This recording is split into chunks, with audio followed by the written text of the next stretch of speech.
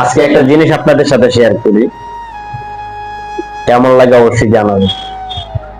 আপনি সফল হতে সামনে আগাচ্ছেন, আপনি কিছু করতেছেন, দেখবেন সবচেয়ে প্রথম ধাক্কাটা পাবেন আপনার কাছের মানুষ থেকে।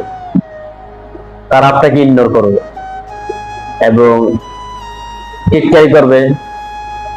যদিও আপনাকে যদি সাপোর্ট নাও করবো, তারপরে মনে মনে আপনাকে বলবে কি করা শুরু করছে, কি করতেছে, খেয়ালে এখনো কাজ নেই। দেখবেন ওইসব মানুষগুলো আপনাকে সাপোর্ট করে যাদেরকে আপনি কখনো চিনতেন বা জানতেন না।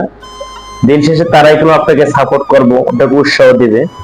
আর প্রথম ধাক্কাদের কাছের মানুষ থেকে পাবেন টিটকারি এবং সমালোচনা। সামনে না করলে পিছনে করবো, কি শুরু করছে, কি করতেছে, এমন।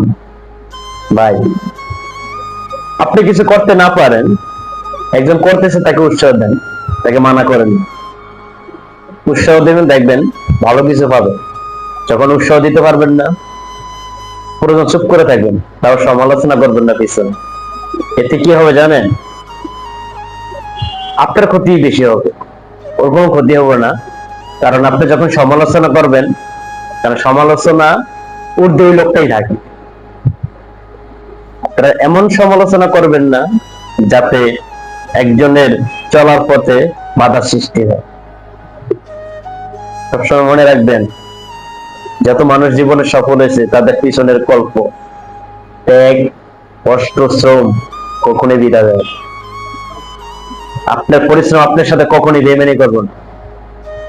কিছু করতে না পারেন, কাউকে নিরাশ করবেন না।